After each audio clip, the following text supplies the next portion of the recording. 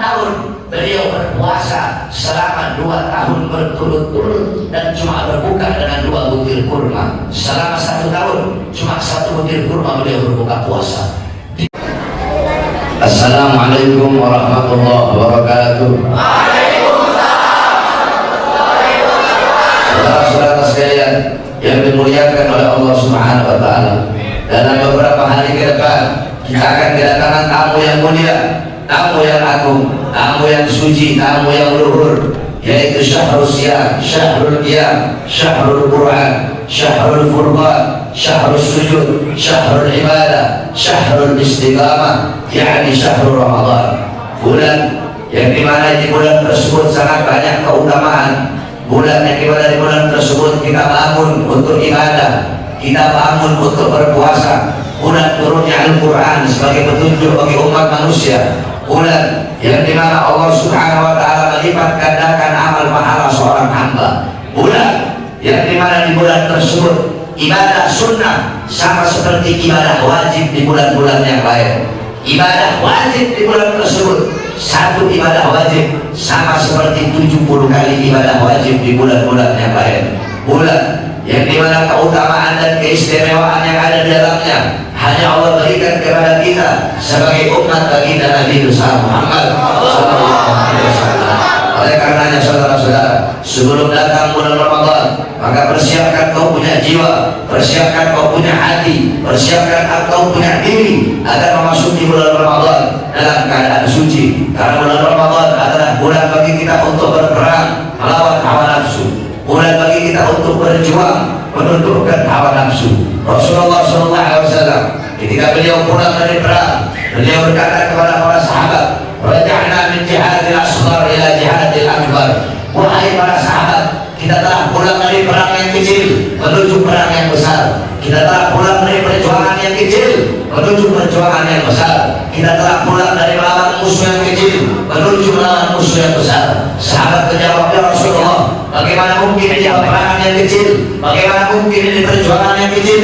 Bagaimana mungkin ini musuh yang kecil?" Nabi menjawab, "Ada peperangan yang lebih besar, yaitu berperang melawan hawa nafsu. Ada perjuangan yang lebih besar, yaitu perjuangan menundukkan hawa nafsu. Ada musuh yang lebih besar, musuh yang lebih besar daripada iblis, musuh yang lebih besar daripada kafir harbi, musuh yang lebih besar daripada orang munafik, yaitu hawa nafsu yang letaknya dalam diri kita, yang bersembunyinya dalam diri kita, yang bersemayamnya di dalam diri kita." Oleh karena Ramadan adalah bulan bagi kita untuk melawan hawa nafsu, menundukkan hawa nafsu. Saudara-saudara, Al-Imam Busiri radhiyallahu anhu dalam qasidah mudahnya beliau berkata, "An-nafsu kadhifil antuh min usab ta'ala hubbir radai wa itafdidhu yakfatini." Hawa nafsu, syahwat bagaikan bayi yang menyusui. Nafsu syahwat itu kayak bayi yang menyusui. Kalau tidak kamu sampai kapanpun bayi tersebut akan menyusui. Maka jadikan engkau punya akal, engkau punya diri sebagai ibu yang menyapir. Jangan pernah kau turuti kemauan nafsumu, jangan pernah kau turuti kemauan syahwatmu, nafsumu mau bermaksiat, mau melakukan hal-hal mungkarat, walalat, syariat, mukhalafat, bunuh keinginan nafsumu, hancurkan kemauan hawa nafsu dan syahwatmu. Sebab hawa nafsu dan syahwat pasti akan menjerumuskan engkau ke dalam lembah kemaksiatan, menjerumuskan engkau ke dalam lembah kezaliman. Hawa nafsu, syahwat membuat engkau jauh dari Allah Subhanahu wa taala. Hawa nafsu, syahwat mendorong engkau kepada kemauan dunia, harta, pangkat, jabatan, tahta dan kekuasaan. Bunuh keinginan nafsumu, kendalikan hawa nafsumu, syahwatmu. Dengan apa? Dengan menahan rasa lapar. Saudara-saudara, ketika Allah ciptakan akal, Allah bertanya kepada akal, "Man ana wa man anta?" Akal menjawab, "Anta abduka wa ana rabbi." Engkau Tuhanku dan aku adalah hambamu. Akal mengakui Allah sebagai Tuhan. Allah ciptakan iblis, iblis mengakui Allah sebagai Tuhan. Tapi ketika Allah ciptakan hawa nafsu, ketika Allah ciptakan syahwat, Allah berkata, "Man ana wa man anta?" Siapa aku, siapa engkau? Jawab, "Ana wa anta." Saya, kamu. Tidak ada hubungan saya dengan kamu. Allah angkat nafsu atas pembangkangan yang Allah rendam dalam neraka selama ribuan tahun. Ribuan tahun berlalu Allah angkat. Allah tanya lagi, "Man ana wa man anta?" Siapa aku, aku siapa kamu? Nafsu tidak kapok, tetap nafsu menjawab ana wa anta. Allah angkat, Allah masukkan lagi. Bertambah ribuan tahun baru Allah angkat, Allah tanya lagi, mana ana wa anta? Siapa aku, siapa kamu? Tetap kembali nafsu menjawab ana wa anta. Saya, engkau, aku, kamu. Tidak ada hubungan antara aku denganmu. Terakhir, Allah angkat hawa nafsu, Allah masukkan dalam neraka yang bisa membuat lapar. Baru beberapa saat Allah taruh, nafsu berkata, cukup ya Allah. Ribuan tahun kau taruh aku di neraka, aku sanggup. Tetapi neraka ini yang membuat aku lapar, aku tidak sanggup. Asyhadu annaka rabbi wa ana abduka. Aku bersaksi bahwasanya engkau adalah Tuhanku dan aku adalah hambamu. Hawa nafsu, syahwat bisa dibunuh, bisa ditundukkan, bisa ditaklukkan dengan selalu menahan rasa lapar. Maka jaga kau punya perut, jangan sampai dalam keadaan kenyang. Selalu engkau menahan rasa lapar, karena mujahadah, kesungguh-sungguhan perjuangan para ulama salaf untuk menundukkan melawan hawa nafsunya, salah satunya dengan apa? Dengan selalu menahan rasa lapar. Al-Imam Syafi'i radhiyallahu anhu, beliau berkata, sudah 15 tahun aku tidak pernah merasakan seperti apa yang namanya kenyang. Al-Imam Al-Habib Abdullah Ibn Abi Bakar Al-Idrus Syamsi Syumus, di umur 6 tahun beliau berpuasa selama 2 tahun berturut-turut dan cuma berbuka dengan 2 butir kurma. Selama 1 tahun cuma 1 butir kurma beliau berbuka puasa. Di naik umur 10 tahun berpuasa selama 4 tahun berturut-turut dan cuma berbuka dengan 4 butir kurma. Al-Imam Al-Habib Hasan bin Shalih Al-Bahar selama bertahun-tahun cuma minum air Zam-Zam. Al-Habib Ahmad bin Zaid Al-Habsyi selama bertahun-tahun cuma makan tepung pakai minyak sawit. Seperti itulah keadaan beliau-beliau di dalam menundukkan dan melawan hawa nafsunya. Saudara-saudara, tuba liman kana aqluhu amira wa hawahu asira, fawailun liman kana aqluhu asira wa hawahu amira. Sungguh beruntung, sungguh bahagia bagi orang-orang yang akalnya menjadi raja sedangkan nafsunya menjadi budak, dan sungguh rugi, sungguh celaka bagi orang-orang yang akalnya menjadi budak sedangkan nafsunya menjadi raja. Kita manusia Allah ciptakan sempurna. Malaikat punya akal, tidak punya nafsu. Binatang punya nafsu, tidak punya akal. Kita manusia sempurna. Yang tidak dipunya oleh malaikat kita punya, yaitu nafsu. Yang tidak dipunya oleh binatang kita punya, yaitu akal.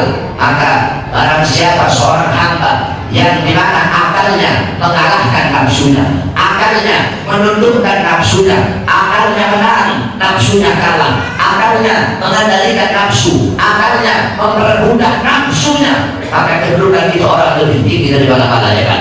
Sebaliknya, barang siapa yang nafsunya mengalahkan akalnya, nafsunya menundukkan akalnya, nafsunya mengendalikan akalnya, nafsunya mempermudah akalnya, maka kedudukan itu orang lebih rendah daripada seekor binatang. Oleh karenanya, pergunakan kau punya akal untuk menundukkan hawa nafsu dan syahwatmu. Anna syahwata tusayyirul muluka adila, wasabra yusayyirul adila muluka. Sesungguhnya hawa nafsu, sesungguhnya syahwat bisa menjadikan seorang raja menjadi budak, sedangkan kesabaran, sedangkan ketabahan bisa menjadikan seorang budak menjadi raja. Alam taro Yusuf wa Zulaikha, tidak pernahkah kamu melihat, tidak pernahkah kamu mengetahui, tidak pernahkah kamu mendengar kisah Nabi Allah Yusuf dan Siti Zulaikha? Saudara-saudara, Siti Zulaikha adalah istri seorang yang memiliki kedudukan tinggi di pemerintahan dan kerajaan Mesir ketika itu. Tetapi Siti Zulaikha, hubbuka syai' yu'ti usima, kecintaanmu pada sesuatu membuat kau buta dan tuli. Buta kau punya hati, tuli kau punya hati. Kecintaan Siti Zulaikha kepada Nabi Allah Yusuf berdasarkan nafsu, berdasarkan syahwat, sehingga dia mengajak Nabi Allah Yusuf untuk melakukan hal-hal yang diharamkan oleh Allah.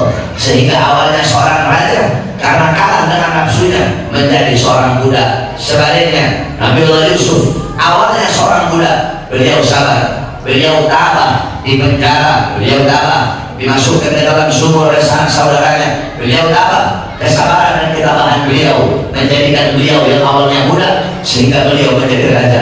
Ramadan adalah bulan bagi engkau untuk melatih kesabaran, untuk melatih ketabahan, dan berperang berjuang melawan dan menundukkan hawa nafsu, sehingga kita masuk bulan Ramadan harus membersihkan hati, tazkiyatun nafas, membersihkan jiwa, mensucikan hati agar mendapatkan keutamaan dalam bulan Ramadan. Awalul rahmah wa awsatuhul maghfirah wa akhiruhu iddat minan nar. 10 hari pertama rahmat, 10 hari kedua pengampunan, 10 hari ketiga Allah bebaskan hamba-hambanya dari api neraka ya Allah, sehingga nanti setelah selesai Ramadan masuk 1 Syawal, Yaumul Falah, hari kemenangan, yaitu Idul Fitri. Hari kemenangan Idul Fitri, Yaumul Falah, hari kemenangan, bukan hari kemenangan bagi orang yang berpuasa, bukan hari kemenangan bagi orang yang menahan diri dari lapar dan haus saja. Sebab kami shaimin, berapa banyak daripada orang yang berpuasa yang dia dapatkan hanyalah lapar dan haus. Kenapa? Dia menahan diri dari lapar dan haus, tapi belum menahan jawareh, belum menahan aktor, belum menahan anggota tubuhnya dari hal-hal, dari perkara-perkara yang diharamkan oleh Allah Subhanahu wa Ta'ala. Puasa, tetapi tetap kedua matanya memandang hal-hal yang haram. Puasa, tetapi tetap lidahnya berdusta, lidahnya berbohong, namimah, riba, fitnah. Puasa, tapi tetap telinganya mendengar hal-hal yang haram. Puasa, tetapi tetap perutnya masuk orang syubhat, masuk orang haram. Puasa, tetapi tetap kakinya melangkah ke tempat-tempat yang haram. Puasa, tetapi tetap tangannya mengambil hak orang, merampas hak orang, korupsi, mencuri, melebihkan berat timbangan dagangannya. Puasa, tetapi hatinya hasyud, hatinya kibir, hatinya riya, hatinya sombong, hatinya iri, sehingga yang dia dapatkan adalah lapar dan haus. Dia puasa, menahan diri dari lapar dan haus, tapi belum menahan jawareh, belum menahan anggota tubuh zahir dan batin dari hal-hal yang diharamkan oleh Allah Subhanahu wa Ta'ala. Oleh karenanya, saudara-saudaraku sekalian, manfaatkan bulan Ramadan, sebab keutamaan yang ada dalam bulan Ramadan melipat gandaan amal. Di bulan Ramadan ada Lailatul Qadar, 1 malam yang lebih utama daripada 1000 bulan. Ini semua keutamaan yang ada dalam bulan Ramadan tidak pernah Allah berikan bahkan kepada para nabi dan rasul terdahulu. Keutamaan ini, keistimewaan ini hanya Allah berikan kepada kita sebagai umat Nabi Muhammad. Maka jangan kau sia-siakan hari-harimu di bulan Ramadan. Manfaatkan untuk beribadah kepada Allah, karena belum tentu nanti Ramadan tahun depan kita bisa sampai. Kullu nafasin min anfasik kal jauhar la tudawwam bil himam. Setiap hembusan nafas yang keluar dari mulutmu, yang keluar dari jiwamu, yang keluar dari dirimu, itu adalah permata yang tidak ada nilainya. Saudara-saudara, kamu bisa cari emas 1 gunung, bisa kamu cari uang triliunan, bisa kamu cari apapun di dunia ini, bisa kamu cari, tetapi waktu tidak bisa kamu dapatkan. Apakah bapak ibumu akan memberikan umurnya walaupun 1 menit kepada kamu? Tidak bisa. Kamu cari toko yang jual umur, kamu cari toko yang jual waktu, tidak ada, saudara-saudara. Kata Imam Syafi'i, ad-dunya sa'ah, dunia ini cuma sesaat, maka manfaatkan waktumu dengan sebenar-benarnya, karena belum tentu Ramadan tahun depan kita bisa sampai. Jangankan Ramadan tahun depan, Ramadan tahun ini saja, jangankan Ramadan besok ini, pulang dari tempat sampai rumah selamat, belum tentu, saudara-saudara. Kullu nafsin dha'iqatul maut, segala sesuatu yang berjiwa pasti akan mati. Yang tua mati, yang muda mati, yang sehat mati, yang sehat yang sehat mati, yang sakit mati, yang kaya mati, yang miskin mati, raja mati, rakyat mati, budak mati, orang alim mati, orang bodoh mati. Dan kematian, al-mautu haq, al-mautu haq, al-kubru haq, yaumul ba'as haq, yaumul mizan haq, yaumul hisab haq, yaumul mahsyar haq, as-sirat haq, al-jannatu wal nar haq. Itu semua benar adanya, kematian benar adanya, dan kematian itu datang tanpa pemberitahuan. Oleh karenanya beribadahlah engkau seakan-akan engkau akan mati besok. Andaikan kamu tahu besok pagi kamu mati, malam hari ini tidak mungkin kamu sia-siakan kau punya waktu. Andaikan kamu tahu besok pagi kamu mati, malam hari ini kamu akan tobat, akan baca Quran, akan sholat, akan berdoa kepada Allah agar meningkat husnul khatimah. Kalau kamu tahu besok pagi kamu mati terus, kenapa panjang anak-anakmu seakan-akan kau akan hidup sampai esok hari? Oleh karenanya masuk bulan Ramadan, manfaatkan betul-betul kamu punya waktu. Saudara-saudara sekalian yang dimuliakan oleh Allah, lihat bagaimana para ulama, bagaimana para salafun saleh, bagaimana mereka memanfaatkan waktu dengan sebaik-baiknya. Kenapa? Karena waktu yang telah berlalu bukan milik kita, waktu yang akan datang juga bukan milik kita. Terus kapan waktu kita? Sekarang ini waktu kita. Al-Bilal, bergegaslah, bersegeralah, jangan tunda-tunda untuk berbuat kebaikan. Mau sholat, nanti ada besok sholatnya. Mau ngaji, nanti ada besok ngajinya.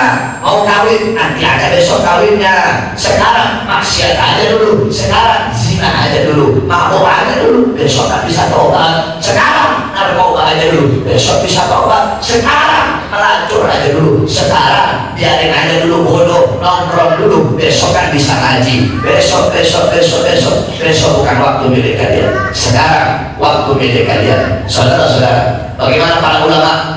Mereka meluangkan, memanfaatkan waktu. Kamu tahu, ada satu orang soleh, beliau satu waktu pergi ke pasar, beliau beli ikan.